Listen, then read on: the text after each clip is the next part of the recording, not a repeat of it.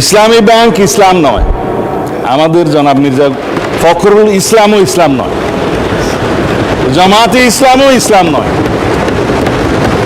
সুতরাং সব কিছুতে ইসলামের উপরে হাত দিবেন না দোহাই দেওয়া কিন্তু ঠিক নয়। মাননীয় স্পিকার, এত গুলি কামানের পরে মাত্র 8 মিনিট। আপনাকেও কামান দেওয়া হবে, বলতে থাকেন। আমি এবার পয়েন্ট টু পয়েন্ট আসি। এখন একবার যে ব্যাংক আজান দিয়ে তকবীরে লিল্লাহ দিয়ে দখল করা হলো, সেই ব্যাংকের দখলটা বেদখল হয়ে যাবে, এই যাতনা তো আমরা বুঝি মানে স্পিকার। ইবনে সিনার 2% শেয়ার ছিল মানে স্পিকার। ব্লক মার্কেটে 3 গুণ দামে তারা শেয়ার বিক্রি করেছে, এটা তো রেকর্ড। রিং স্যাংশন হয় তখন অফিসারদের ধরা হয়, কিন্তু ডাইরেক্টরদের ধরা হয় না। ডাইরেক্টরদের ধরা হলে তারা এরকম উল্টাপাল্টা ঋণ দিবে না মাননীয় স্পিকার। এশিয়াতে 11 বারের মতোই এই ব্যাংকটি প্রধান প্রাইভেট সেক্টরের প্রধান ব্যাংক হিসাবে আবির্ভূত হয় এবং যেটা বলেছে সবচেয়ে গণমুখী ব্যাংক ছিল ইসলামী ব্যাংক। এই প্রশ্নগুলোর উদ্রেক কোত্থেকে হয়েছে? এই প্রশ্নগুলো উদ্রেক হয়েছে বিগত নির্বাচনে। আমরা দেখেছি কি পরিমাণে টাকা খরচ হয়েছে নির্বাচনী এলাকাগুলোতে। অর্থনীতির 2 চাকার 1 চাকা ব্যাংক আর 1 চাকা স্টক মার্কেট। ব্যাংকে আস্থা ফিরে আসলে অবভিয়াসলি হাত ধরে স্টক মার্কেটও আস্থা ফিরে আসবে। মাননীয় স্পিকার, আমাদের মাননীয় সংসদ সদস্য এবং মন্ত্রী আব্দুল আওয়াল মিন্টু সাহেব একটি ব্যাংকের কর্ণধার। আমরা কি বলবো সেটা বিএনপির ব্যাংক? আমরা কি ঢাকা ব্যাংকে বলবো? মির্জা আব্বাস সেখানে ডাইরেক্টর, তাকে সেটাকে কি আমরা বলবো আপনার বিএনপির ব্যাংক? অথবা আমাদের আব্দুল জলিল সাহেব যে ব্যাংকের ডাইরেক্টর ছিল সেটাকে আওয়ামী লীগের ব্যাংক বলবো? একজন ভদ্রলোক, একজন গভর্নর বাংলাদেশে খুব ভালো কাজ করছে। আমাদের ফিডব্যাক হচ্ছে প্রাইভেট সেক্টর বলেন, সর্বস্তরের মানুষ একটা গভর্নরকে বলছে, অনেকদিন পর একজন গভর্নর আসছে যে ডিসিশন দিতে পারছে, সঠিক decision within the framework of law. আপনারা একটা ঋণগ্রস্ত বলে তাকে আন্ডারমাইন করতেছেন। এটা হচ্ছে কি? এটা হচ্ছে আপনাদের চিন্তার প্রতিফলন। আপনারা কোনোভাবেই সঠিক কাজটাকে গ্রহণ করতে রাজি নেই। আপনারা চেয়ারম্যানের কারণে আপনারা টাকা উইথড্র করে নিয়ে যাচ্ছেন। তাদের এখানে একটা যোগসূত্র আছে, যারা টাকা নিয়ে যাচ্ছে, যারা ব্যাংকের ভিতরে বিশৃঙ্খলা সৃষ্টি করছে, ব্যাংকের বাইরে বিশৃঙ্খলা সৃষ্টি করছে, যারা এই প্রস্তাবটা আজকে এনেছেন, তাদের মধ্যে একটা যোগসূত্র আছে বলে তো মনে হয় আমাদের কাছে। বর্তমানে 34টি অব্যাংক আর্থিক প্রতিষ্ঠানের মধ্যে 20টি প্রতিষ্ঠান গ্রাহকদের আমানত টাকা সময় মতো ফেরত দিতে পারছে না এবং 14টি ইসলামী ব্যাংক তাদের আমানতের টাকা ফেরত দিতে পারছে না। মাননীয় স্পিকার, এই জুন মাসে গত 2 দিন আগ পর্যন্ত ইসলামী ব্যাংক থেকে 35,000 কোটি টাকা গ্রাহকরা উত্তোলন করেছেন, যার ফলে যেটা বোঝা যাচ্ছে গ্রাহকদের মধ্যে একটা আতঙ্ক সৃষ্টি হয়েছে। এটা পুরাতন তথ্য। মাননীয় স্পিকার, আপনি জানেন যে এদেশে রিজার্ভ চুরির মতো বড় ধরনের ঘটনা সংঘটিত হয়েছে এবং এদেশের ডিজিএফআই নেতৃত্বে ইসলামী ব্যাংকের মালিকানা পরিবর্তন হয়েছে। এ সম্পর্কে বিস্তারিত রিপোর্ট পত্রিকায় এসেছে। বড় ঋণ খেলাপির সংখ্যা অনেক, এর মধ্যে শীর্ষে আছে এস আলম। মাননীয় স্পিকার, আন্তর্জাতিক রেটিং এবং খেলাপি ঋণের তুলনামূলক যে বিশ্লেষণ, সেই বিশ্লেষণে রেটিং আগে পজিটিভ ছিল, এখন সেটা নেগেটিভে চলে গেছে। সেটা যদি না হয়, পজিটিভ না হয়, তো আমরা ঋণ পাবো না। আমরা S&P স্ট্যান্ডার্ড অ্যান্ড পুওর যে আপনার তথ্য, মুদিজ এবং ফিচের তথ্য, সেখানে আমরা দেখতে পাই যে আপনার 2009 সালে ছিল পজিটিভ, 2015 সালে ছিল স্টেবল এবং 2026 সালে সে B+ অর্থাৎ নেগেটিভে চলে আসছে। মাননীয় স্পিকার, ব্যাংক খাতের সামগ্রিক খেলাপি ঋণের হার আপনার যেটা আপনার 2009 সালে 9.2 ছিল, 15 সালে 8.79, 26 সালে সেটা দাঁড়িয়েছে 32.26%। মাননীয় স্পিকার, ইসলামী ব্যাংকের খেলাপি ঋণ পরিস্থিতি 2009 সালে এটা 2 থেকে 3% মধ্যে ছিল এবং 26 সালে বিতর্কিত ব্যবসায়ী এস আলম জোরপূর্বক ইসলামী ব্যাংক দখল করার ফলে এইটা 79% এসে দাঁড়িয়েছে মাননীয় স্পিকার। মাননীয় স্পিকার, আজকে বাংলাদেশ ব্যাংক অর্থাৎ ব্যাংক খাতের নিয়ন্ত্রণ সংস্থার আপনার ভূমিকা বেশ বিতর্কিত এবং একজন আমাদের মাননীয় অর্থমন্ত্রী বলেছেন খেলাপি বলা যাবে না, তা আমি সেটা মেনে নিলাম। একজন ঋণগ্রস্ত ব্যক্তি 89 কোটি টাকা ব্যাংক যার কাছে পাবে তিনি বাংলাদেশ ব্যাংকের গভর্নর হয়েছেন। মাননীয় স্পিকার, আজকে ইসলামী ব্যাংক এস আলমের গ্রুপে হাতে তুলে দেওয়ার ফলে আজকে ইসলামী ব্যাংক হাজার হাজার কোটি টাকা আপনার দেশের বাইরে পাচার হয়ে গেছে। সাইপ্রাসের মতো আপনার একটি দেশ ইসলামী ব্যাংকের এস আলমের সম্পত্তি আপনার বাজেয়াপ্ত করেছে। একসময় এদেশের ডলারের রেট ছিল 84 টাকা, আজকে সেই ডলার 126 টাকায় চলে গিয়েছে। IMF-এর কাছে আমাদেরকে দ্বারস্থ হতে হয়েছে দেশ চালানোর জন্য। তা IMF-এর মূল্যায়ন, IMF বলছে যে বেশ কয়েকটি বিষয় আমাদেরকে নজর দিতে হবে। প্রথম হলো খেলাপি ঋণের প্রকৃত রূপ প্রকাশ। মাননীয় স্পিকার, আজকে খেলাপি ঋণের প্রকৃত রূপ প্রকাশ পায় না, সেখানে উইন্ডো ড্রেসিং হয়, কাজে সেটা দিতে হবে। তারা বলছে রাষ্ট্রায়ত্তের ব্যাংকের খেলাপি ঋণ কমানো, ব্যাংক তদারকির দুর্বলতা, পর্ষদ পুনর্গঠন, ওয়ার্ল্ড ব্যাংকের মূল্যায়ন ও আর্থিক ক্ষতির ঝুঁকি। আর্থিক খাতকে অর্থনীতির অন্যতম প্রধান ঝুঁকি হিসাবে বলা হচ্ছে। আজকে আমাদের ব্যাংকগুলো তারল্য সংকটে ভুগছে। মাননীয় স্পিকার, তাই কোনো ব্যাংকে, আরেকটি কথা হলো 5টি ব্যাংকে একত্রিত করা হয়েছে। আজকে ইন্টারন্যাশনাল স্ট্যান্ডার্ড হলো আপনি যখন কোনো ব্যাংকে একত্রিত করবেন একটি অ্যাসেট ভ্যালুয়েশন আপনার মূল্যায়ন করা দরকার, সেটা না করেই 5টি ব্যাংকে একত্রিত করে দেওয়া হয়েছে। মাননীয় স্পিকার, আপনি আর 2 মিনিটে শেষ করেন, ঘড়ির দিকে তাকিয়ে বলবেন দয়া করে। 2 মিনিট করেন। 2 more minutes। জি, তো আমি বলছিলাম যে এখন আগামী দিনের যে সমস্ত পরামর্শ আমি রাখতে চাচ্ছি, একথা বলে শেষ করতে চাচ্ছি, সেটা হলো আপনার ব্যাংক কোম্পানি আইন সহ বিভিন্ন ব্যাংকিং আইনের প্রয়োজনীয় ও বৈপ্লবিক সংশোধন, সুশাসনের জন্য সুপারিশমালা, IMF ও বিশ্ব ব্যাংকের সংস্থার প্রস্তাব সহ এবং তথ্যের অবাধ প্রবাহ ও গণমাধ্যমের প্রবেশাধিকার নিশ্চিত করা, ভালো গ্রাহকদের প্রণোদনা দেওয়া, প্রকৃত চিত্র এবং কৃত্রিম উইন্ডো ড্রেসিং বন্ধ করা। মাননীয় স্পিকার, আজকে শুধু ইসলামী ব্যাংক নয়, সরকারি খাতের ব্যাংকগুলো উইন্ডো ড্রেসিং করে তাদের আপনার রিপোর্ট প্রকাশ করে। এরপরে রাজনৈতিক প্রভাব মুক্ত পর্ষদ তৈরি করা।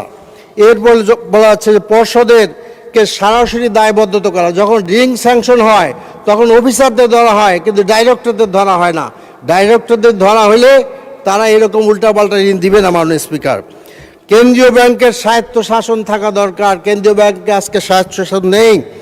অ্যাসেট ম্যানেজমেন্ট কোম্পানি থাকা বিশ্ব ব্যাংকের পরামর্শ অনুযায়ী দ্রুত ও বিচার ট্রাইব্যুনাল করা আর কি। মাননীয় স্পিকার, আরেকটি কথা বলে আমি শেষ করছি। আজকে বলা হয় যে ইসলামী ব্যাংকে রাজনীতি মুক্ত করতে হবে, এটা বিশেষ রাজনৈতিক দলের হাতে কেন থাকবে? মাননীয় স্পিকার, আমাদের মাননীয় সংসদ সদস্য এবং মন্ত্রী আব্দুল আওয়াল মিন্টু সাহেব একটি ব্যাংকের কর্ণধার। আমরা কি বলবো সেটা বিএনপির ব্যাংক? আমরা কি ঢাকা ব্যাংকে বলবো? মির্জা আব্বাস সেখানে ডাইরেক্টর, সেটাকে কি আমরা বলবো আপনার বিএনপির ব্যাংক? অথবা আমাদের আব্দুল জলিল সাহেব যে ব্যাংকের ডাইরেক্টর ছিল সেটাকে আওয়ামী লীগের ব্যাংক বলবো? আমি যতক্ষণ বলবো, এখন থেকে টাইম শুরু হবে 7 মিনিট। মানে স্পিকার, আজকে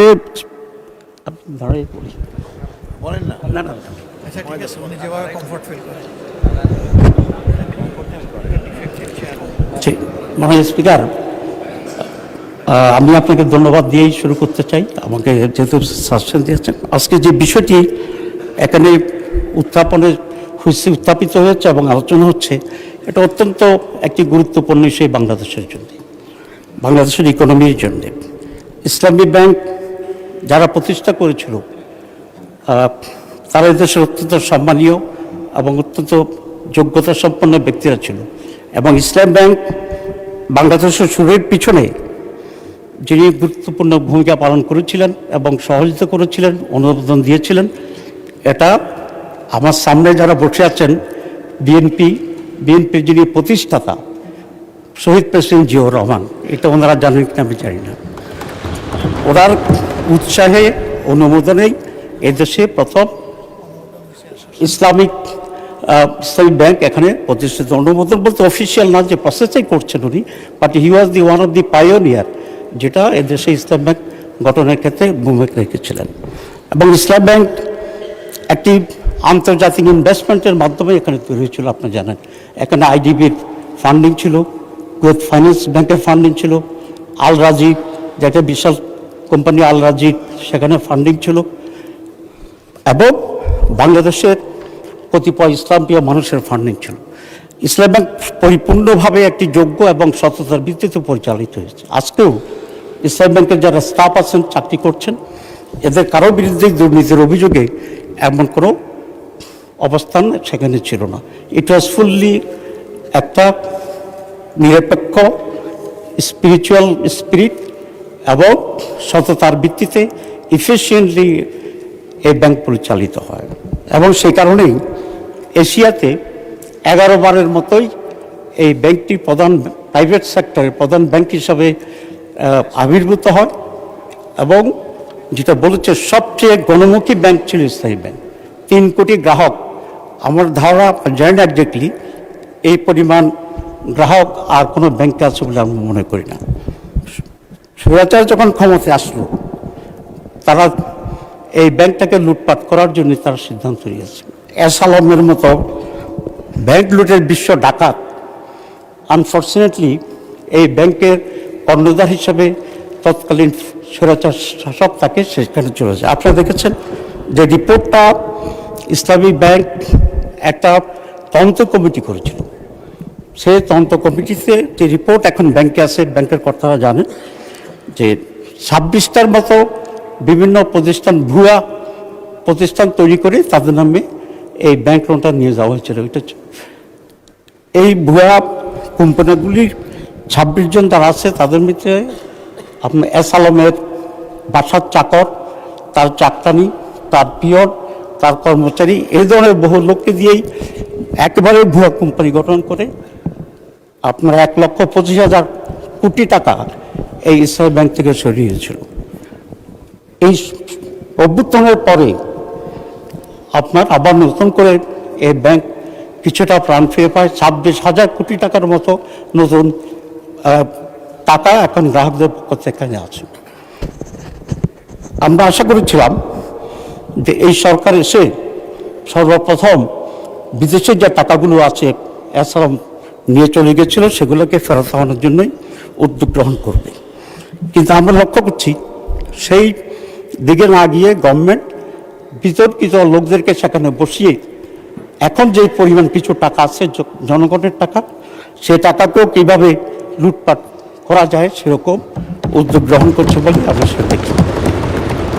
যে ব্যক্তিটিকে এখন চেয়ারম্যান হিসেবে নিয়োগ করা হয়েছে, তার ব্যক্তিগত চরিত্র, তারপর টাকা আত্মসাৎ, ঘুষ খাওয়া, এই ব্যাপারে ইতিমধ্যেই বহু রিপোর্ট আমরা এখানে দেখতে পাচ্ছি। এরকম একটি লোককে ইসলাম ব্যাংকের যেখানে সততাই অন্যতম প্রধান বিষয় ছিল, এফিসিয়েন্সি প্রধান ছিল, সেই সৎ ব্যাংকটির চেয়ারম্যান বানানো হয়েছে একজন পরীক্ষিত, প্রমাণিত আত্মসাৎকারী এবং দুর্নীতিবাজ ব্যক্তিকে। এরকম লোকেরা যদি এখানে চেয়ারম্যান হয়, তাহলে আসালামের মতোই তারা বাকির টাকাগুলোকে, জনগণের টাকাকে নিয়ে যাবে।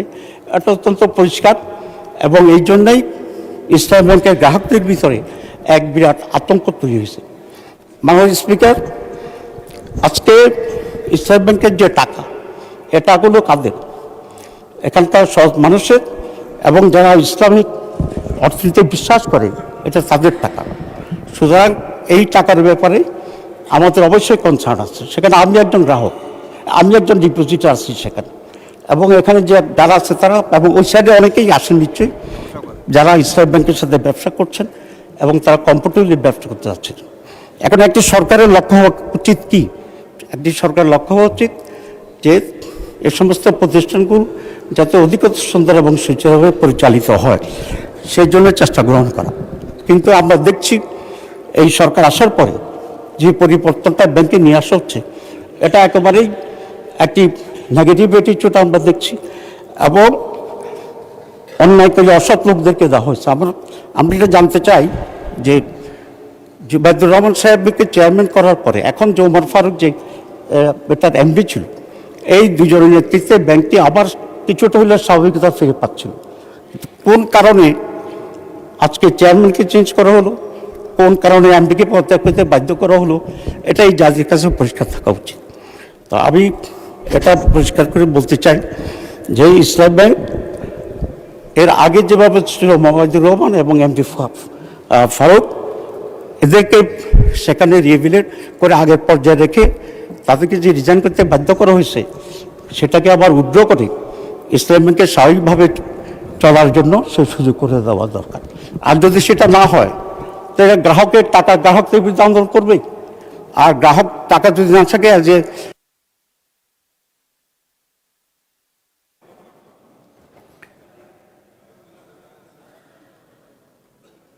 মাননীয় উপনেতা,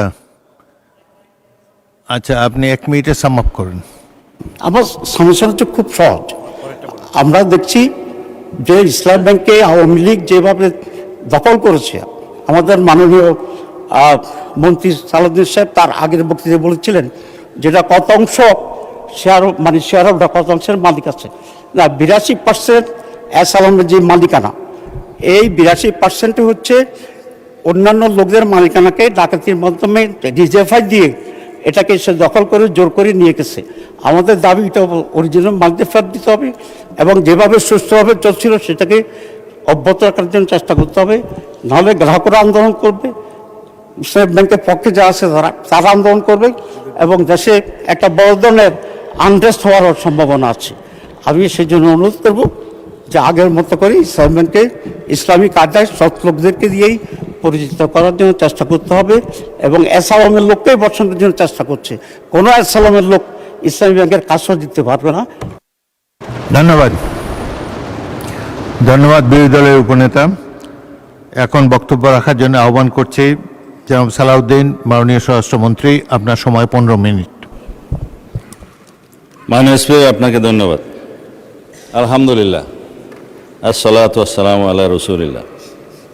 আবারও আলহামদুলিল্লাহ, অন্ততপক্ষে মাননীয় বিরোধী দল জামায়াত ইসলাম ইসলামী ব্যাংকের মালিকানা দাবি করেন নাই। আপনারা বলেছেন যে ন্যায় নীতির পথে ফেরত আসতে হবে, ওই ন্যায় নীতির পথে ফেরত আসার জন্যই বাংলাদেশ ব্যাংক ব্যবস্থা গ্রহণ করবে। মাননীয় স্পিকার, আমরা মাননীয় বিরোধী দলীয় নেতার এবং জামায়াত ইসলামের দুঃখ বুঝবো না। মাননীয় স্পিকার, ওই আছে না, চিরসুখী জন ভ্রমে কি কখন, বুঝিতে কি পারে, কি যাতনা বিষে বুঝিবে সে কিসে, কবু আসিবে সে ধ্বংসে নিজারে। এটা 19বিংশ শতাব্দীর একটা বাঙালি কবি কৃষ্ণচন্দ্র মজুমদারের কবিতা। তার আরো কয়েকটা লাইন আছে, যতদিন ভবে না হবে না হবে তোমার অবস্থা আমার সম, ঈষৎ হাসিবে শোনে না শুনিবে, বুঝে না বুঝিবে যাতনা মম। আমাদের এখানে কবি বেশি আছে মানুষ। তো এখন বটম আপ করি। মাননীয় বিরোধী দলীয় উপনেতা বলেছেন যে শেয়ারগুলো ডাকাতি করে কিনে নেওয়া হয়েছে। ইবনে সিনার 2% শেয়ার ছিল। মাননীয় স্পিকার, ব্লক মার্কেটে 3 গুণ দামে তারা শেয়ার বিক্রি করেছে। এটা তো রেকর্ড। পাবলিকলি লিস্টেড কোম্পানির শেয়ার ব্লক মার্কেটে 3 গুণ দামে বিক্রি করা হয়েছে।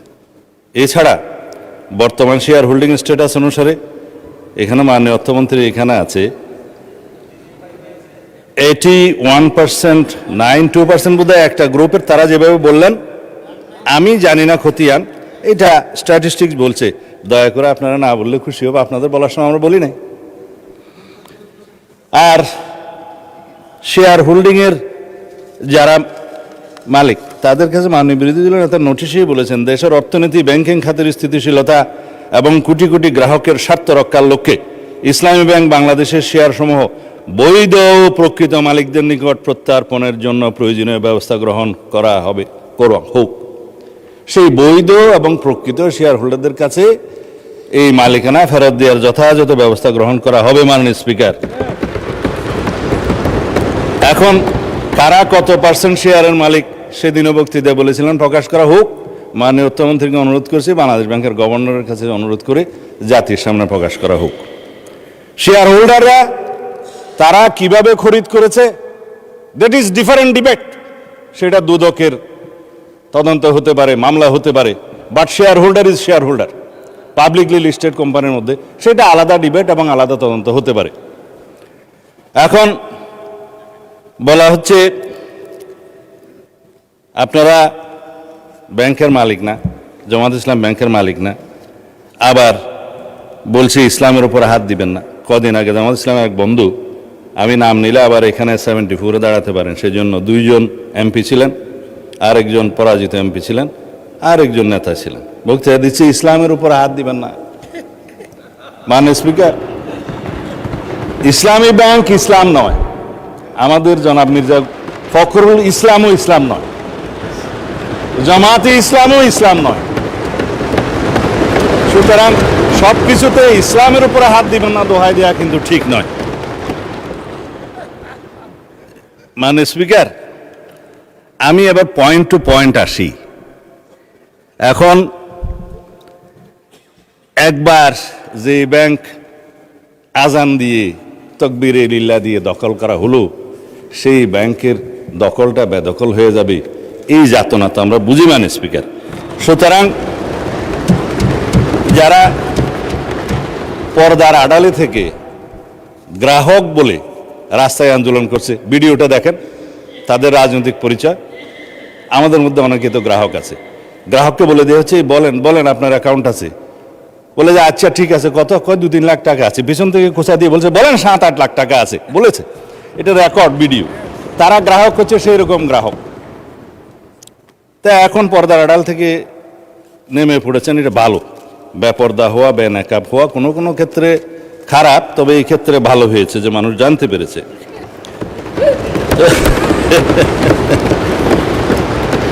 মাননীয় স্পিকার, এখানে আরডিএস নামে একটা প্রকল্প আছে। সেই প্রকল্পের, এটা হচ্ছে ইসলামী ব্যাংকের একটা ফ্ল্যাগশিপ প্রকল্প।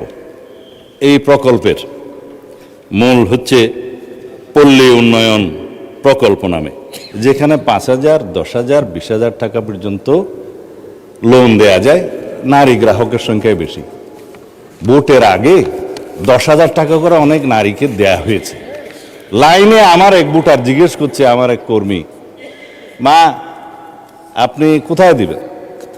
বলছে যে বাবা, বলছে কোরআনের দল না দিলে তো জান্নাতে যাওয়া যাবে না, 10,000 টাকাও দিয়েছে, বলেছে এটা মাফ হয়ে যাবে, আরো 10,000 টাকা পাবো। এইভাবে মাননীয় স্পিকার মুনাস হিসাবে দাঁড়িপাল্লায় ভোট দিলে জান্নাত পাওয়ার নিশ্চয়তাও দিয়েছে। এই আরডিএস প্রকল্পের মধ্যে কত হাজার কোটি টাকা ডিস্ট্রিবিউট হয়েছে জানেন? 22,000 কোটি টাকা ডিস্ট্রিবিউট হয়েছে। 11,000 কোটি টাকা আগে দেওয়া হয়েছিল। এই 5ই আগস্ট 2024-এর পরে নির্বাচনের এই বৈতরণী পার হওয়ার জন্য আরো 11,000 কোটি টাকা দেওয়া হয়েছে, এর কোনো হদিশ নাই। তবে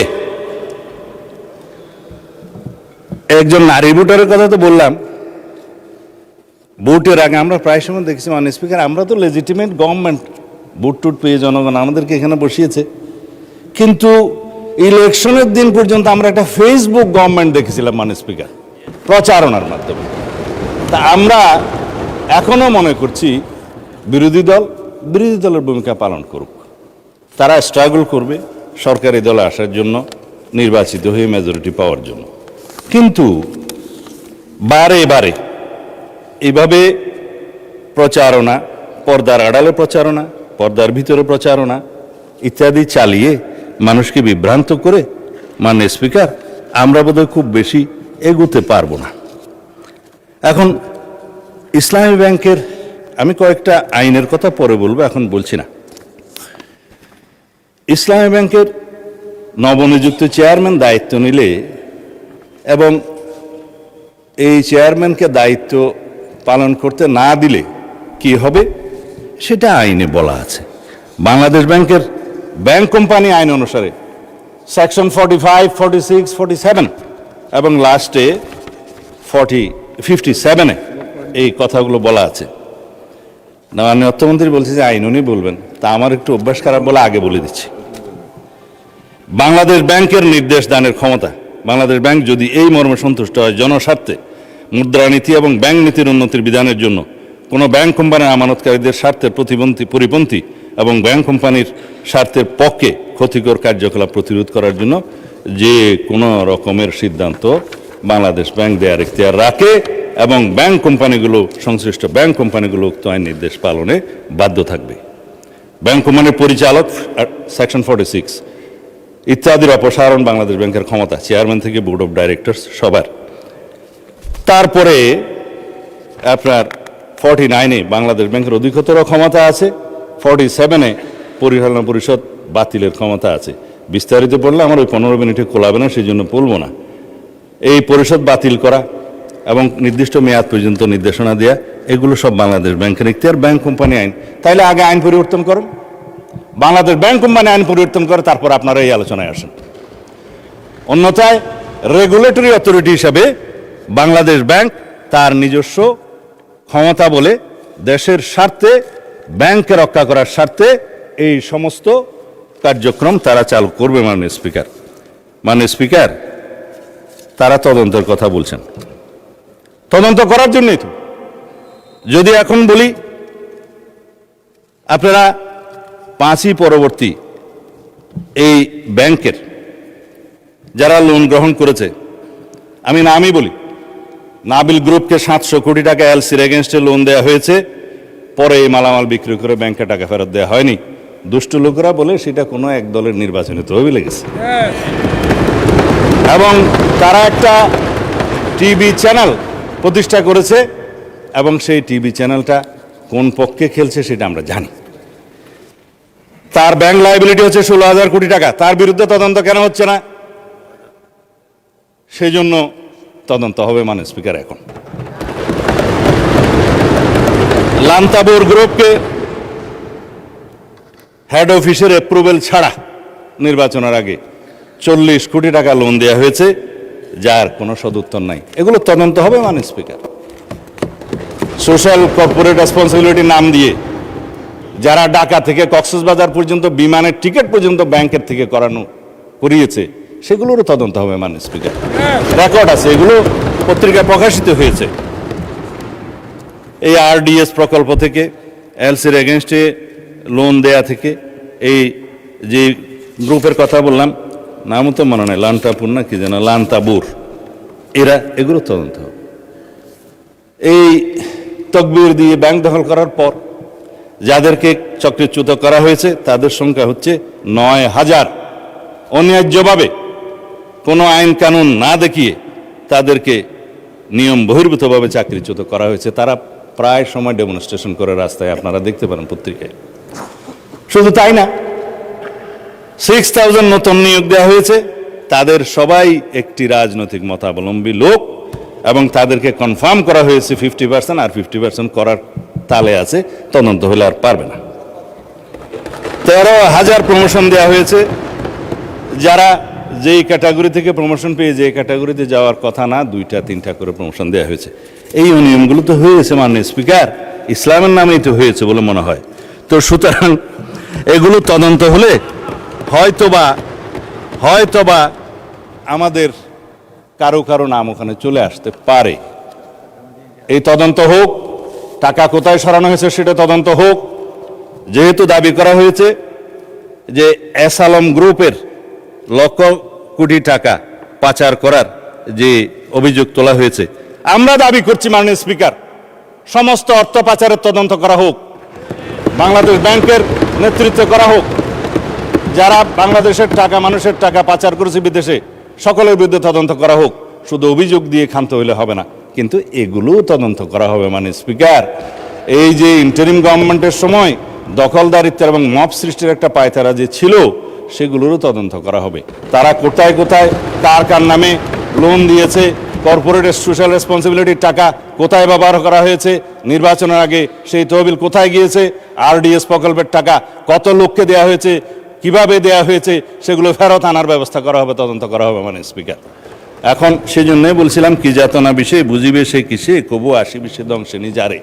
আমরা ন্যায় নীতি প্রতিষ্ঠা করতে যাচ্ছি আপনাদের আহ্বান মতো, যে এখানে দুনিয়াতে ন্যায়ের নীতি প্রতিষ্ঠা করা হবে, সৎ পথে ন্যায় আশা করা হবে। তো ন্যায় একজনের জন্য চাইবেন, আপনাদের জন্য চাইবেন না, তা তো হতে পারে না। আমরা সকল গ্রাহকের এবং শেয়ার হোল্ডারদের স্বার্থ রক্ষা করব, ন্যায় নীতি প্রতিষ্ঠা করব, সুষ্ঠুভাবে তদন্ত করব। মাননীয় স্পিকার, শুধুমাত্র একজন চেয়ারম্যান নিয়োগকে নিয়ে যে অভিযোগ করা হয়েছে, বাংলাদেশ ব্যাংক থেকে তার প্রত্যুত্তরে বলা হয়েছে এই অফিসারের, এই চেয়ারম্যান যাকে নিয়োগ দেওয়া হয়েছে তার বিরুদ্ধে কোনো অভিযোগ প্রমাণিত হয়নি, কোনো তদন্ত নাই। যদি নতুনভাবে অভিযোগ আসে সেটা তদন্ত হবে। এখনো পর্যন্ত তো সে প্রিজাম্পশন অফ ইনোসেন্স নীতি অনুসারে তার বেনিফিটটা পাবে, যে তার বিরুদ্ধে শুধু অভিযোগ আনা হচ্ছে মৌখিকভাবে বা পত্রিকায়, সেই অভিযোগের তো তদন্ত হয় নাই। সুতরাং প্রিজাম্পশন অফ ইনোসেন্স হিসাবেই সে তার বেনিফিটটা পাবে। যদি অভিযোগ আনে, তদন্ত হবে, তখন সেটা দেখা যাবে। এবং he who seeks equity must come with clean hand, this is one of the maximum of the equity. তারা যেগুলো বলছে, তারা যদি ক্লিন হ্যান্ডে থাকে তাহলে তারাও তদন্তের ফেস করুক। মাননীয় স্পিকার, যাদেরকে আজকে ব্যাংক কর্মচারীদেরকে অফিসে ঢুকতে দেওয়া হচ্ছে না এবং কলম বিরতির নামে জবরদস্তিমূলক ব্যাংকে যেয়ে বাধা দেওয়া হচ্ছে, আমাদের কাছে তো ভিডিও আছে। আমরা যেহেতু এই স্বরাষ্ট্র মন্ত্রণালয়ের দায়িত্ব পালন করছি, আমাদের কাছে সমস্ত কিছু রাখতে হয়। এই সমস্ত তদন্ত ভিডিও সহ অডিও সহ সব কিছু আছে। মাননীয় বিরোধী দলীয় নেতা এক জায়গায় বক্তৃতা দিয়ে বলেছেন তার বুকের উপর দিয়ে যাবে, যদি টিয়ার গ্যাসগুলি করতে হয় আমার উপর দিয়ে যাবে, আমি গ্রাহকের সেবা নিশ্চিত করব। গ্যারান্টেড মাননীয় বিরোধী দলীয় নেতা, গ্রাহকদের আমানতকারীদের স্বার্থ নিশ্চিত করার জন্য আমরাও বুক পেতে দেবো, শুধু আপনি কেন। সুতরাং ন্যায় নীতি প্রতিষ্ঠা করা হবে। আজকে ইন্টারেস্টিংলি দেখছি আমাদের এনসিপির বন্ধুরা কেউ নাই। আপনারা জামাত ইসলামকে কি তারা এনসিপি অ্যাভোট করলো কিনা জানি না, কেউ বক্তৃতাও দেয় নাই। আমি চেয়ারগুলো খালি দেখে বলতেছি মাননীয় স্পিকার। তবে এখানে একটা দাবি রাখি, অন্যায্যভাবে যাদেরকে চাকরিচ্যুত করা হয়েছে তাদের সবাইকে চাকরি ফেরত দেওয়ার জন্য একটা তদন্ত পরিচালনা করা হোক। আর যাদেরকে রাজনৈতিক বিবেচনা চাকরি দেওয়া হয়েছে তাদের কয়টা সঠিক নিয়োগ হয়ে গেছে সে বিষয়েও তদন্ত করা হোক। মাননীয় অর্থমন্ত্রীকে অনুরোধ করছি, Bangladesh bank as regulatory authority of the banks, central bank, তার যথেষ্ট ক্ষমতা আছে, ব্যাংক কোম্পানি আইনে ক্ষমতা দেওয়া আছে, সেই জন্য সেইভাবে যায়। ধন্যবাদ মাননীয় স্পিকার। আমি এক সেকেন্ড। ধন্যবাদ মাননীয় স্বরাষ্ট্রমন্ত্রী। আমি বক্তব্য রাখার জন্য আহ্বান জানাবো বিরোধী দলের নেতা ডক্টর মোহাম্মদ শফিকুর রহমান। খুব ভালো হয় আপনি যদি 8 মিনিটে আপনার বক্তব্য শেষ করেন। মাননীয় স্পিকার, এত গুলি কামানের পরে মাত্র 8 মিনিট? আপনাকেও কামান দেওয়া হবে, বলতে থাকেন। আমি বলতে থাকি, আপনি যখন থামায় দিবেন আমি থেমে যাব। Thank you. ধন্যবাদ মাননীয় স্পিকার। নোটিশটি উত্থাপন করেছিলাম জনস্বার্থে। বক্তব্য সবাই যখন দেয় জনস্বার্থেই দেয়। আমরা বিরোধী দলের পক্ষ থেকে পর্যন্ত 4 জন কথা বলেছেন, বা 5 জন, আমি এখন বলছি। আমার মূল বক্তব্যে যাওয়ার আগে মাননীয় সংসদ সদস্য এবং স্বরাষ্ট্রমন্ত্রী খুব চমৎকার কিছু কথা বলেছেন, এগুলো একটু স্মরণ করতে চাই আমি। উনি বলেছেন যে shareholder is shareholder. সে কিভাবে শেয়ার হোল্ডার হয়েছে এটা পরে দেখা যাবে। এটা পরে কেন? এটা তো আগেই এক্সপোজ হয়ে গেছে। সারা দুনিয়া জানে, উনি জানেন না। ওনার মতো একজন বিজ্ঞ মানুষ, আমি এটা বিশ্বাস করি না। এই ব্যাংক থেকে উনি একা নিয়েছেন তার নিজের নামেই 82,000 কোটি টাকা, আর তার সমুদয় শেয়ার যেগুলা তিনি কিনেছেন 82% মালিক হয়ে গিয়েছেন, এগুলার মূল্য হচ্ছে মাত্র 12,000 কোটি টাকা। অর্থাৎ তিনি কই তেল দিয়ে শুধু কই বাঁচেন নাই, কইও বাঁচছেন, শোল মাছও বাঁচছেন। এবং সবগুলা ব্যাংক থেকে ডাকাতি করা টাকা। সেই শেয়ারগুলা কিভাবে হস্তান্তর হয়েছে তিনি একটা প্রতিষ্ঠানের নাম এখানে বলেছেন, সবগুলা বলে দিলে ভালো হইতো। এই ধরনের সকল শেয়ার হোল্ডারের উপরে বিশেষ একটা এজেন্সির মাধ্যমে প্রচণ্ড চাপ ক্রিয়েট করে তাদেরকে বাধ্য করা হয়েছে তাদের শেয়ার হস্তান্তর করতে। এরা তো হস্তান্তরের জন্য এই শেয়ারগুলা কিনে নেয়। তারা যুগ যুগ ধরে এই ব্যাংকের সাথে ছিল এবং যথারীতি এই ব্যাংক সবাইকে স্যাটিসফ্যাক্টরি সার্ভিস দিয়ে চলছিল, ডিভিডেন্ড দিয়ে চলছিল। একটা মাত্র ব্যাংক, যে ব্যাংক তারল্য সংকটে অন্য ব্যাংকেও হেল্প করত, এইভাবে ব্যাংকটা ডাকাতি করে আজকে এটাকে একদম দেউলিয়া করা হয়েছে। এটা করেছে ফ্যাসিস্ট সরকার। উনি কর্মচারীদের নিয়োগের ব্যাপারে কথা বলেছেন। 10,000 কর্মচারীকে নিয়োগ দেওয়া হয়েছে, সামান্য কোনো নিয়ম নীতি মানা হয়নি, পত্রিকায় একটা বিজ্ঞপ্তি দেওয়া হয়নি। এই ব্যাংকের সমস্ত অতীত ট্রেডিশন ব্যাক করে কোনো পরীক্ষা ছাড়াই তাদেরকে নিয়োগ দেওয়া হয়েছে। একটা কাগজে কেউ না কেউ সই করে দিয়েছে, এইটাই তার নিয়োগ লেটার। মাননীয় বিরোধী দলের নেতা, আপনি ভালোই বলছেন, কিছু কিছুটা অস্পষ্টতা আমার কাছে মনে হয় যে তিনি বলতে কাকে আপনি মিন করছেন, আর যেই আমলে এভাবে নিয়োগে বৈষম্য করা হয়েছে, অবৈধভাবে নিয়োগ আমি দেওয়া দুইটাই হয়েছে, clear করছি। সেটা কি ফ্যাসিস্ট আমলে নাকি fascist ইন্টারিম সরকারের আমলে? এটা fascist ক্লিয়ার আমলে। করে বললে সবাই উপকৃত হবে। জি জি, এটা ফ্যাসিস্ট আমলে, কিন্তু সালাউদ্দিন সাহেব একটা অংশ এনেছেন, আরেকটা অংশ আনেন নাই। সরকার পরিবর্তন হওয়ার পরে 5 আগস্টের পরে আমরা যতটুকু জানতে পেরেছি যে তাদের সকলকে আবার পরীক্ষায় আসার জন্য ইনভাইট করা হয়েছিল যে আসেন, বিনা পরীক্ষায় আপনারা চাকরি নিয়েছেন, মিনিমাম নিয়মটা মানে এখন আপনারা চাকরিতে ফিরে আসেন। তারা কেউ আসেনি। কেন তারা আসলো না? এরপরে এই ব্যাংকটা 1983 সালের নভেম্বরে 3টা শাখা দিয়ে বাংলাদেশে তার কার্যক্রম শুরু করে। ঢাকার লোকাল ব্রাঞ্চ মতিঝিলে, আগ্রাবাদ, চিটাগাং, সিলেট, তালতলা। পর্যায়ক্রমে তাদের সততা, দক্ষতা, আমানতদারি এবং গ্রাহকদের প্রতি তাদের সেবার মান, এগুলার কারণে অনন্য উচ্চতায় এই ব্যাংকটা চলে যায়। তিনি যে সমস্ত অভিযোগ আনলেন যে কোনো একটা দলের দিকে ইঙ্গিত করে, একেবারে নাম বলে দিলেই পারতেন জামাত ইসলামী। তিনি বলছেন যে মাঝে মাঝে নেকাব খুলা ভালো, এটাও খুলে দিতেন। এখানে নেকাব রাখলেন কেন উনি? যে এখান থেকে 700 টাকার একটা কি জানি 700 কোটি টাকার লোন কে নিয়েছে, এইটা কোনো একটা দলের নির্বাচনী ফান্ডে ফান্ডিং করা হয়েছে। আমি এটা পরিষ্কার জানতে চাই, উনি জামাতকে এটার দ্বারা মিন করেছেন কিনা। যদি উনি মিন করে থাকেন, I am taking absolute challenge.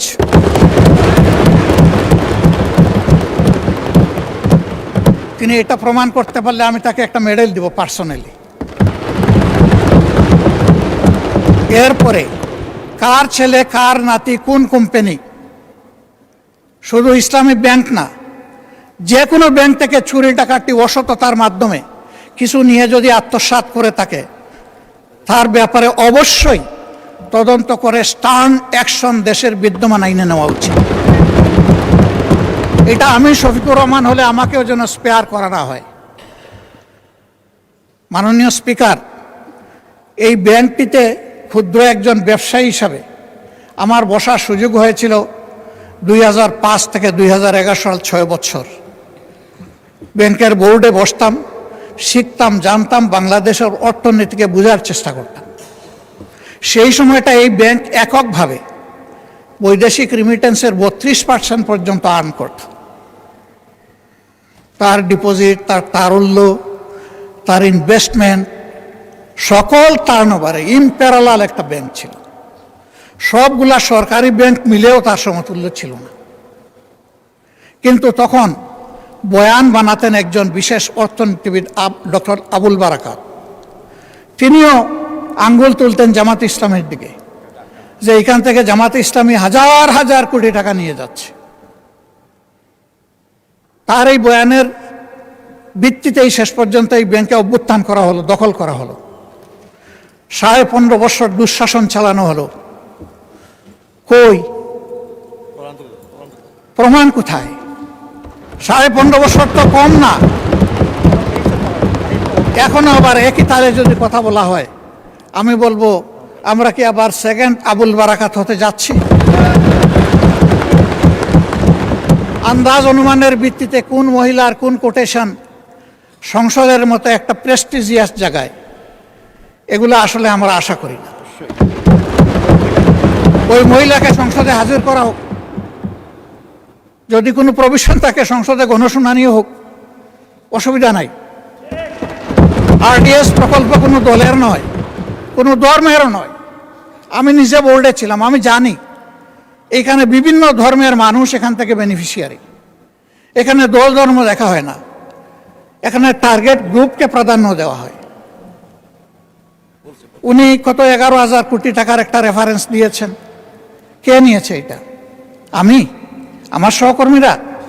যদি এরকম হয়, দলের ফান্ডে যদি 1 টাকাও আসে, আমি বলবো সার্চ লাইট দিয়ে এটা তালাশ করে আমাদের বিরুদ্ধে যেন অভিযোগ। মাননীয় বিরোধী দলের নেতা, আপনাকে ওনাদেরকে 15 মিনিট বলেছে, আপনাকে 7 দিয়েছি, আরও 8 মিনিট বলেন আপনি। মাননীয় স্পিকার, আপনাকে ধন্যবাদ। আমি যা আশঙ্কা করছি সেটা এখন বলতে চাচ্ছি। ব্যাংকে পরিবর্তন যে কোনো সময় আসতেই পারে। ব্যাংকের স্বার্থে আসতে হবে, গ্রাহকের স্বার্থে আসতে হবে, মালিকের স্বার্থে আসতে হবে। আমি এই ব্যাংকের একজন মালিক। আমার 10 টাকা মূল্যের একটা শেয়ার আছে। আমি আমার এই শেয়ারের দাবি কখনো ছেড়ে দেব না। আমার এই 10 টাকা মূল্যের শেয়ারের পক্ষে আমি আমার রাইট ধরে রাখার জন্য, এস্টাবলিশ করার জন্য যা করা দরকার তাই আমাকে করতে হবে। আমি তার রাজনৈতিক পরিচয় করব না। আমি করব এই ব্যাংকের একজন গ্রাহক হিসাবে, একজন মালিক হিসাবে। এইভাবে রাজনৈতিক পরিচয় থাকা কোনো দোষের বিষয় নয়। আর এই ব্যাংকের গ্রাহক শুধু জামাতে ইসলামের মানুষরাই নয়, এই ব্যাংকের গ্রাহক বিএনপির বহু লোক আছেন, আমার পরিচিত অনেক লোক আছে, অন্যান্য দলের আছে, অন্যান্য ধর্মের আছে। এটা সকলের ব্যাংক। এই ব্যাংক একক কারো না। ওই ব্যাংকের গায়ে লেখা নাই যে এই ব্যাংক এরাই শুধু সুবিধা নেবে, বাকিরা পারবে না, এরাই শুধু গ্রাহক হতে পারবে, বাকিরা পারবে না, এই ধরনের কিছু লেখা নাই। এগুলো হলো বানায়ট বয়ান।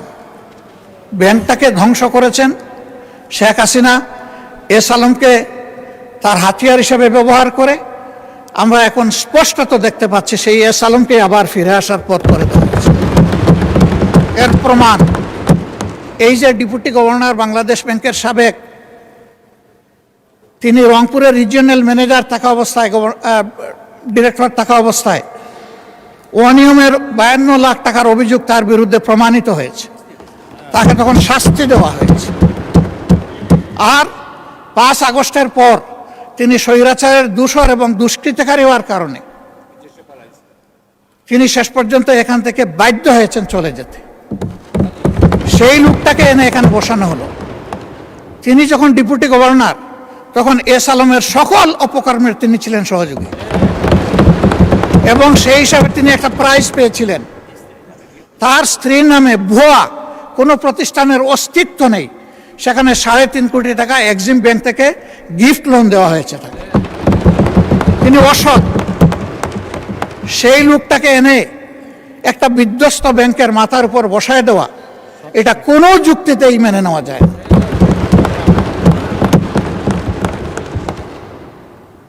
সরকার অবশ্যই সব কিছু চালাবেন, ক্রেডিট হলেও সরকারের, ডিসক্রেডিট হলেও সরকারের, কিন্তু জনগণের পারসেপশনটা কি এই ব্যাংক নিয়ে, এটা অবশ্যই সরকারকে বিবেচনায় নিতে হবে। আমি মনে করি সরকার বিবেচনায় নিলে দেশ লাভবান হবে, জাতি লাভবান হবে। ইসলামী ব্যাংক কোনো কারণে যদি আরও ক্ষতিগ্রস্ত হয়, আমি ব্যক্তিগতভাবে মনে করি বাংলাদেশের অর্থনীতি মাটির সাথে বসে যাবে। আস্থার এটি একটা পিরামিড। এই পিরামিড হেলে পড়লে অথবা বিধ্বস্ত হয়ে গেলে ব্যাংকিং ব্যবস্থার উপরেই মানুষের অনাস্থা তৈরি হবে। এবং এই অনাস্থা বাংলাদেশের জন্য কোনো ভালো বার্তা বয়ে আনবে না। যারা রিমিটার তাদের কষ্টে অর্জিত টাকা বাংলাদেশে পাঠায় পরিবারের জন্য, দেশবাসীর জন্য, তাদের মধ্যে এখন অস্থিরতা তৈরি হয়েছে। আমি হজের শহরে মাত্র 11 দিনের জন্য গিয়েছিলাম। সেখানে এই ব্যাপারে অনেকের উদ্বেগ, সরাসরি প্রশ্ন শোনার সুযোগ পেয়েছি। এতে দেশের অর্থনীতি ক্ষতিগ্রস্ত হবে। রেমিটেন্স প্রবাহ যদি বাধাগ্রস্ত হয়, আমাদের মাত্র 2টা সোর্স, একটা রেমিটেন্স আর একটা হচ্ছে আরএমজিও এখন বিভিন্ন চ্যালেঞ্জের ভিতর দিয়ে অতিক্রম করছে। রেমিটেন্সও যদি বিপদে পড়ে যায়, তাহলে আমাদের দেশের অর্থনীতিটা গিয়ে কোথায় দাঁড়াবে মাননীয় স্পিকার? এই সবগুলোই তো আমরা বিপদে পড়ে যাব। এই জন্য আমরা অনুরোধ করব, জোর জবরদস্তি করে যাদের কাছ থেকে এই শেয়ারগুলো ডাকাতি করে নিয়ে যাওয়া হয়েছিল, অনতি বিলম্বে সসম্মানে সেই মূল্যেই তাদের কাছে আবার শেয়ারগুলো ফিরিয়ে দেওয়া হবে। এরপরে সরকার সকল নিয়মকানুন মেনে বোর্ড গঠন করবে, পরিচালনা করবে, আমাদের পূর্ণ সমর্থন থাকবে। এই ব্যাপারে আমাদের কোনো আপত্তি থাকবে না। সন্তান তার মায়ের কুলেই তো নিরাপদ। ওরা তো সৎমা হয়ে এসেছিল, ওদের কোনো দরদ ছিল না, ওরা ডাকাতি করেছে। এখন আবার যদি অসৎ লোকদেরকে দিয়ে এই ব্যাংক পরিচালনা করা হয়, যা আছে তাও শেষ হয়ে যাবে, উধাও হয়ে যাবে। আমাদের উদ্বেগটা এই জায়গায়। তখন যখন এই সমস্যা দেখা দিয়েছিল, মাত্র 4 দিনে ওখানে 70,000 কোটি টাকা ব্যাংক থেকে মানুষ উত্তোলন করে ফেলেছিল। আমরা একটা অনুরোধ জানিয়েছিলাম একজন গ্রাহক হিসাবে, ছোট্ট একজন মালিক হিসাবে, একটু ধৈর্য ধরুন, ব্যাংকটাকে বাঁচতে দিন। থেমে গিয়েছিল। এখন কি বলবো মানুষকে? এখন তো বলার কিছুই খুঁজে পাচ্ছি না। এই জন্য আপনার মাধ্যমে আমি মাননীয় প্রধানমন্ত্রীকে বিশেষভাবে অনুরোধ করব, বিষয়টা নিয়ে তিনি যেন সিরিয়াসলি ভাবেন। কোনো পূর্ব ধারণা থেকে নয়, বাস্তবতার ভিত্তিতে এই ব্যাংকটাকে বাঁচাতে হবে। আমরা বিশ্বাস করি এই ব্যাংক বাঁচলে, তার আগের জায়গায় ফিরে আসলে, ব্যাংকিং ব্যবস্থাপনার উপরে মানুষের আস্থা আবার ফিরে আসবে। অর্থনীতির 2 চাকার 1 চাকা ব্যাংক আর 1 চাকা স্টক মার্কেট।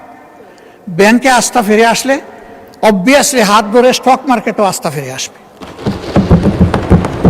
আমরা আমাদের দেশটাকে সামনে এক দেশ যাচ্ছে, এটাই দেখতে চাই। আর লেম এক্সকিউজ এবং ব্লেমের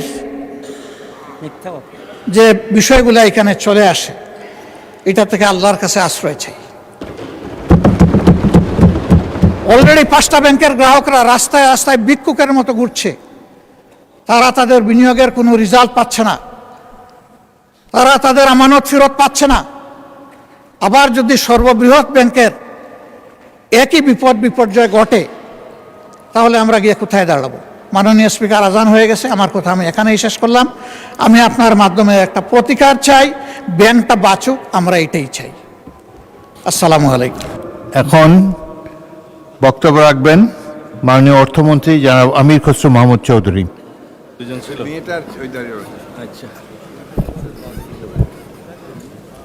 মাননীয় স্পিকার, আপনাকে ধন্যবাদ।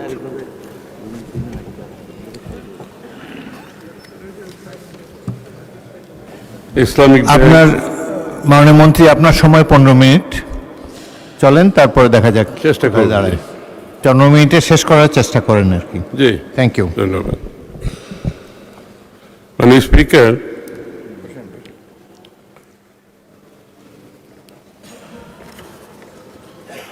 আমাদের বিরোধী দলীয় নেতৃবৃন্দ অনেকগুলো বক্তব্য রেখেছেন আজকে এখানে।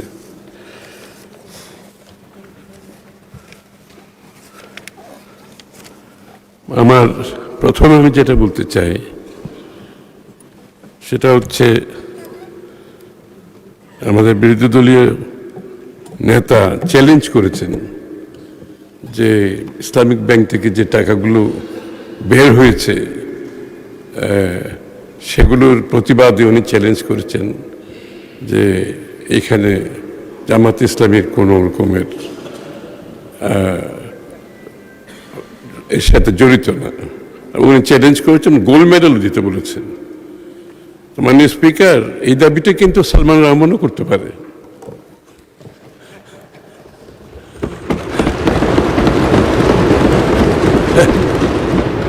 এই দাবিটা সালামও করতে পারে, কারণ তারা তো নিজের নামে কেউ টাকা নেয়নি, কেউ নিজের নামে টাকা নেয়নি।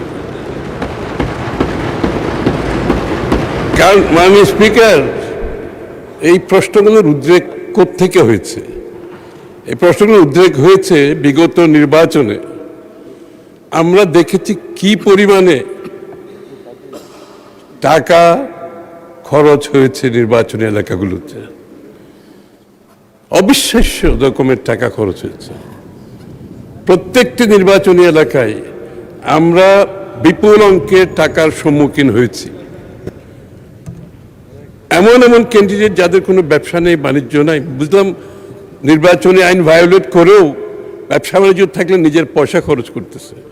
এমন এমন ক্যান্ডিডেট ছিল যাদের তেমন কোনো আয়ের উৎস সম্বন্ধে জানা নেই, কিন্তু তারাও কোটি কোটি, 50 কোটি, 100 কোটি টাকা খরচ করছে। মাননীয় স্পিকার, এই প্রশ্নগুলো আসছে কিন্তু ওই জায়গা থেকে, এবং এটা কিন্তু পাবলিক নলেজ যে সবার কাছে এত টাকা কিভাবে খরচ করতে পারে।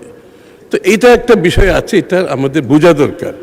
এটা অনেক কারণে, শুধু ব্যাংকের থেকে টাকা নিয়ে যাওয়ার কারণ না, আরেকটা কারণ হচ্ছে আমাদের নির্বাচনী ব্যবস্থা, গণতান্ত্রিক ব্যবস্থাকে এটা বাধাগ্রস্ত করবে। এই ধরনের অর্থ আপনি আনআর্নড ইনকাম, যারা ইনকাম আর্ন করে না, এই টাকা যখন পলিটিক্সে আসে সেটা রাজনীতির জন্য খুবই ক্ষতিকর। মাননীয় স্পিকার, দ্বিতীয় কথা হচ্ছে, এখানে পিটিশন যেটা দিয়েছে, এখানে বলা হচ্ছে চেয়ারম্যানের কথা বলা হয়েছে পার্টিকুলারলি। তো চেয়ারম্যান সম্বন্ধে আমরা বিরোধী দলের মন্তব্য শুনেছি, চেয়ারম্যানের চরিত্র সম্বন্ধে ওনারা বলেছেন, এটা ওনাদের মন্তব্য। কিন্তু বাংলাদেশ ব্যাংক কিন্তু এটা পরিষ্কারভাবে বলেছে, ওনারা তদন্ত সব কিছু করে এখানে ওনাদের মধ্যে এখানে তদন্তে কিছুই পাওয়া যায় না। আমার প্রশ্ন সেখানে না, আমার প্রশ্ন হচ্ছে একজন চেয়ারম্যানের কারণে, একজন চেয়ারম্যানের মনোনয়নের কারণে কোনো ব্যাংকের গ্রাহকরা টাকা উত্তোলন করে চলে যায়, এটার কোনো নজির নাই। মাননীয় স্পিকার, কোনো নজির নাই দুনিয়াতে। আসলে কোন ব্যাংকের চেয়ারম্যান কে গ্রাহকের ধার ধারে না, গ্রাহক ধার ধারে, তার ইন্টারেস্ট সে ঠিক মতো পাচ্ছে কিনা, সে টাকাটা ফেরত পাবে কিনা, এবং আস্থা আছে কিনা। চেয়ারম্যানের মনোনয়নের কারণে কোনো ব্যাংক থেকে টাকা উত্তোলনের বিশ্বে কোনো নজির নেই, কারণ গ্রাহকদের কোনো ইন্টারেস্টই নেই এখানে। সুতরাং এই যে টাকা উত্তোলন হচ্ছে, আপনারা বললেন মাননীয় বিরোধী দলের সদস্যরা, এই যে টাকা উত্তোলন 2000-3000 কোটি টাকা উত্তোলন হয়েছে, এটার সাথে কিন্তু আরো কিছু ব্যাপার আছে এখানে। এটার সাথে সাথে এই যে আমাদের ব্যাংকের ভিতরে বাইরে যে উগ্র মিছিল এবং কর্মসূচি গ্রহণ করা হয়েছে, ব্যাংকের ভিতরে এবং বাইরে উচ্ছৃঙ্খল উগ্রতার সাথে যে ধরনের প্রতিবাদ করা হয়েছে, এবং এটা এখনো অব্যাহত আছে, এটা হচ্ছে একটা দিক।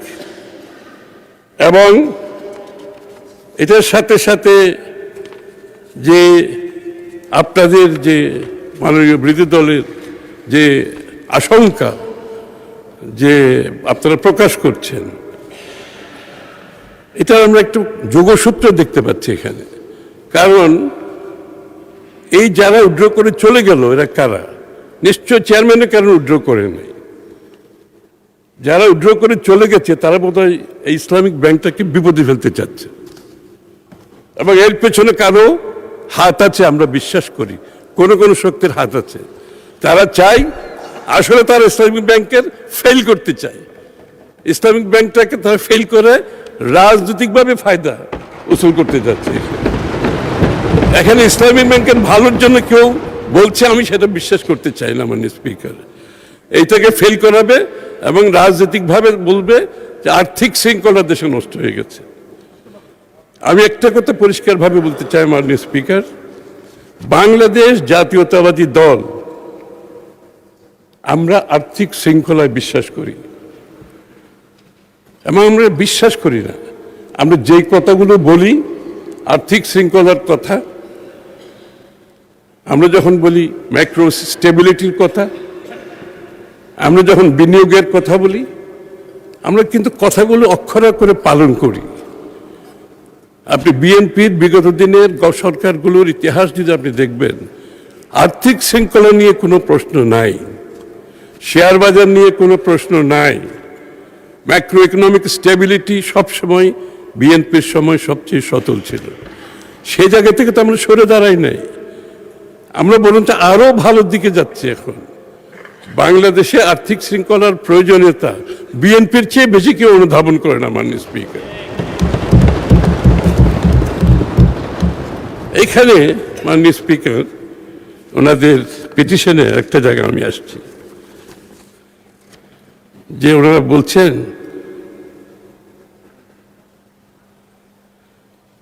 ফ্যাসিবাদ পরবর্তী সময়ে ব্যাংকটি ধীরে ধীরে ঘুরে দাঁড়াতে শুরু করে এবং গ্রাহকদের আস্থা পুনরুদ্ধারে পথে অগ্রসর হচ্ছিল।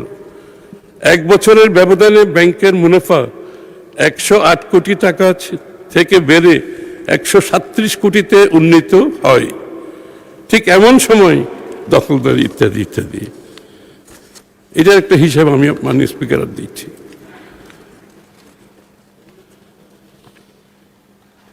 ব্যাংকটির ব্যবস্থাপনার স্বার্থে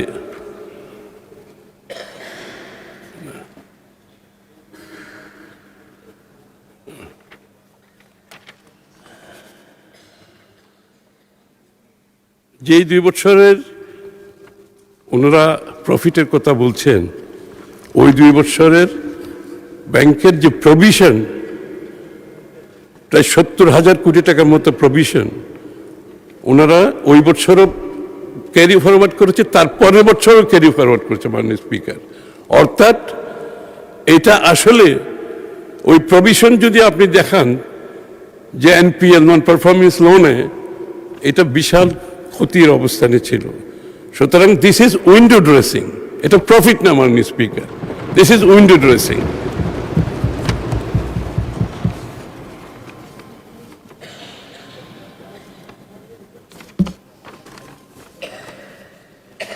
একজন বক্তা এখানে বলেছেন ইসলামিক ব্যাংক শুধুমাত্র একটা ব্যাংক নয়, এটা একটা ইকোসিস্টেম। সঠিকভাবে বলেছেন, ইট ইজ অ্যান ইকোসিস্টেম।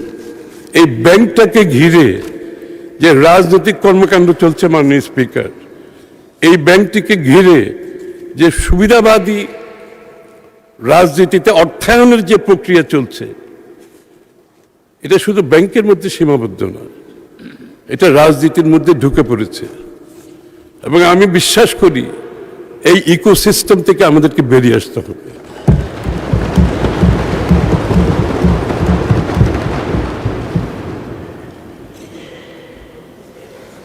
যেটা আমি একটু আগেই বলছিলাম, ওইটা আবার রিপিট করি। 2025 সালের শেষে ইসলামী ব্যাংকের শ্রেণীকৃত ঋণ 94,000 কোটি টাকায় পৌঁছেছে, যা ব্যাংকের মোট ঋণ পোর্টফোলিওর 51%। 31শে ডিসেম্বর 2024 তারিখে ব্যাংকটির 69,000 কোটি টাকা প্রভিশন ডেফারেল সুবিধা নিয়েছে, যেটা একটু আগে বলেছিলেন। আর একটু স্পেসিফিক্যালি বলছি, আমি 70,000 কোটি টাকার মতো প্রভিশন ডেফারেল সুবিধা নিয়েছে ইসলামিক ব্যাংক। পরবর্তীতে 31 ডিসেম্বরের 2025 তারিখে 84,000 কোটি টাকার প্রভিশন ডেফারেল সুবিধা নিয়েছে। সুতরাং 2026-এর প্রথম প্রান্তিকে ব্যাংকটি প্রায় 268 কোটি টাকা নিট লোকসান করেছে, প্রফিট করেনি, লোকসান করেছে। সো এইটা কথা হচ্ছে, আপনারা বলছেন এই ব্যাংকের এই ব্যাংকটির যে সফলতার কথা বলেছেন, সেটাও আমি বুঝলাম। আপনি উজ্জ্বলের ব্যাপারটা আমি আবারও বলি, যে যখন স্বৈরশাসকের সময়, ফ্যাসিস্ট সরকারের সময় ইসলামিক ব্যাংক যখন টেক ওভার হয়, স্বৈরশাসকের লোকজন যখন টেক ওভার করেছে বলে আপনারা বলছেন, তখন কি ব্যাংকের গ্রাহকরা তাদের টাকা প্রত্যাহার করেছিল? করে নাই। এই জন্য আমি বলছি, একজন চেয়ারম্যানের নিয়োগের জন্য ব্যাংকের গ্রাহকরা টাকা উইথড্র করে নিয়ে যাবে, এটা বিশ্বাস করার কোনো কারণ নেই। কারণ ডিপোজিটারদের সাথে, ডিপোজিটার ব্যাংকের গ্রাহকের সাথে ব্যাংকের চেয়ারম্যানকে, এটা তাদের কোনো সম্পর্কিত কোনো ব্যাপার নয়। মাননীয় স্পিকার,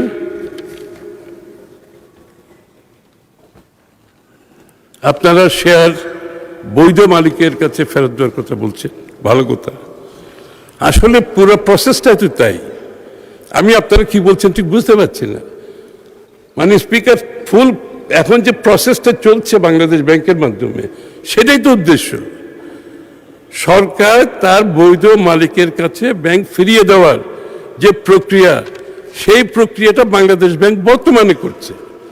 এবং বাংলাদেশ ব্যাংক যেখানে শঙ্কা প্রকাশ করছে, বাধাগ্রস্ত হচ্ছে, যে যাদের মাধ্যমে পরিচালিত হলে গ্রাহকদের অসুবিধা হবে, শেয়ার হোল্ডারের অসুবিধা হবে, সেই জায়গায় পরিবর্তনটা আনছে।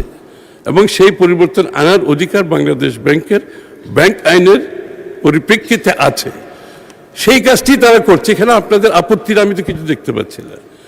এবং এর মাধ্যমে এটা একটা আইনও তো আছে, সময়সীমাও নির্ধারিত আছে, কতদিনের মধ্যে এটা বাংলাদেশ ব্যাংকে করতে হবে।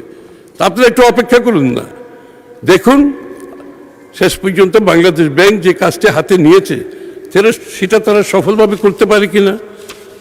আমরা তো দেখেছি, আমার কাছে মনে হচ্ছে পুরো বিষয়টা একটি রাজনৈতিকভাবে একটা অস্থিতিশীল অবস্থা সৃষ্টি করার এই সমস্ত মুভমেন্টের পিছনে কাজ করছে। এটা কোনো ইসলামী ব্যাংকের মধ্যে সীমিত নয়। মাননীয় স্পিকার, আমরা দেখেছি যখন মারা গেল, তোমরা গেলে কোথায়, মাহমুদপুরে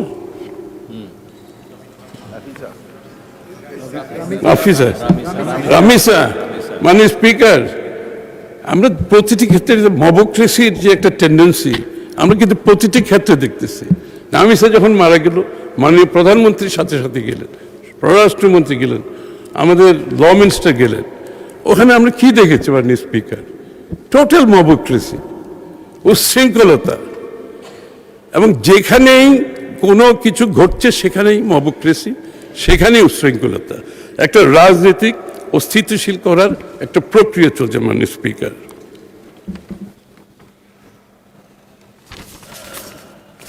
সম্মিলিত ইসলামিক ব্যাংকের ব্যাপারে আমি কেন এই কথাটা বলছি, যে আমরা দৃঢ়ভাবে বিশ্বাস করি যে ফাইন্যান্সিয়াল ডিসিপ্লিন ছাড়া কোনো দেশ এগোতে পারে না। এবং যে কারণে বাংলাদেশ ব্যাংকে যিনি দায়িত্ব নিয়েছেন, একজন বলেছেন উনি ঋণ খেলাপি না, গভর্নর সাহেব ঋণগ্রস্ত। মানে স্পিকার, এই হাউসের মধ্যে ঋণগ্রস্ত না এমন কেউ আছে?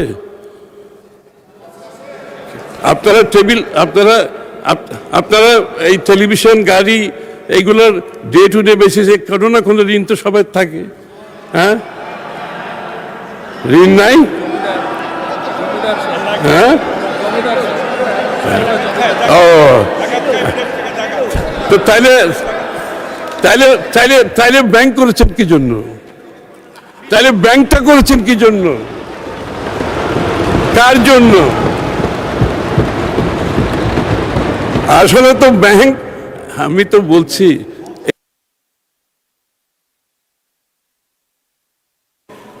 মাননীয় মন্ত্রী, আমার মনে হয় আর 5 মিনিটে আপনি সাম আপ করতে পারবেন। Another 5 minutes.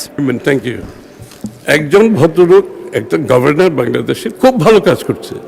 আমাদের ফিডব্যাক হচ্ছে প্রাইভেট সেক্টর বলেন, সর্বস্তরের মানুষ একটা গভর্নরকে বলছে, অনেকদিন পর একজন গভর্নর আসছে যে ডিসিশন দিতে পারছে, সঠিক decision within the framework of law. আপনারা একটা ঋণগ্রস্ত বলে তাকে আন্ডারমাইন করতেছেন। এটা হচ্ছে কি? এটা হচ্ছে আপনাদের চিন্তার প্রতিফলন। আপনারা কোনোভাবেই সঠিক কাজটাকে গ্রহণ করতে রাজি নেই। আপনারা চেয়ারম্যানের কারণে আপনারা টাকা উইথড্র করে নিয়ে যাচ্ছেন। তাদের এখানে একটা যোগসূত্র আছে, যারা টাকা নিয়ে যাচ্ছে, যারা ব্যাংকের ভিতরে বিশৃঙ্খলা সৃষ্টি করছে, ব্যাংকের বাইরে বিশৃঙ্খলা সৃষ্টি করছে।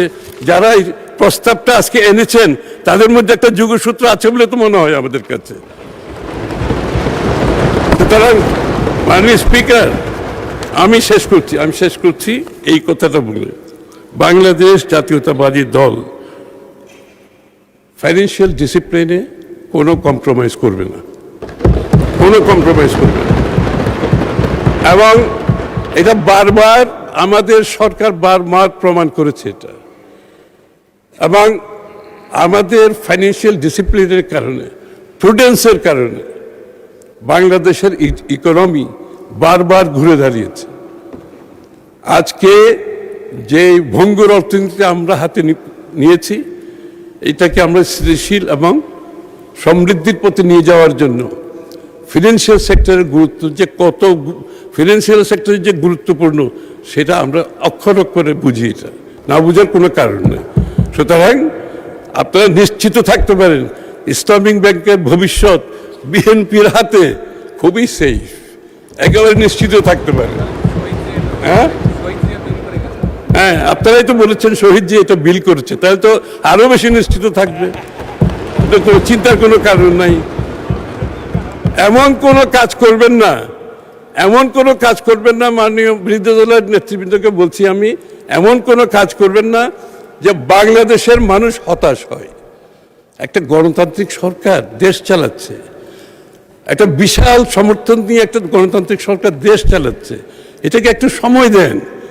যে কোনো কারণে, যে কোনোভাবে আপনারা একটা অস্থিতিশীল অবস্থা যদি সৃষ্টি করে বাংলাদেশের মানুষের কাছে যদি মনে হয় আপনারা এই কাজটা করছেন, এটা আপনাদের রাজনীতির জন্য ভালো হবে না। আমরা চাই একটা স্থিতিশীল বাংলাদেশ।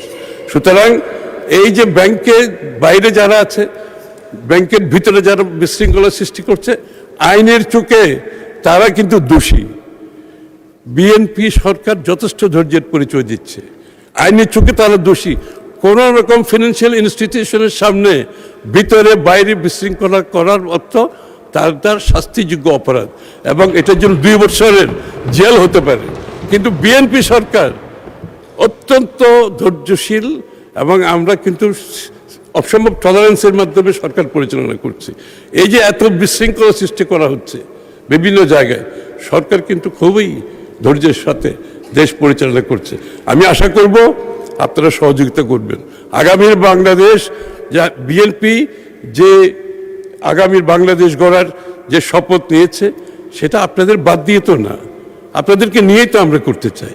কারণ আপনারা তো নির্বাচিত হয়ে এসছেন, আমরা না হয় বেশি এসছি, আপনারা কম আসছেন, কিন্তু আপনারা তো নির্বাচিত। আমার অনুরোধ, আমরা ঐক্যবদ্ধভাবে সামনের দিকে এগিয়ে যাই। প্রতিটি জায়গায় এই ধরনের ছোটোখাটো ইস্যু নিয়ে বিশৃঙ্খলা সৃষ্টি করলে রাজনৈতিকভাবে আপনারা খুব বেশি লাভবান হবে না। আপনাকে ধন্যবাদ মাননীয় স্পিকার।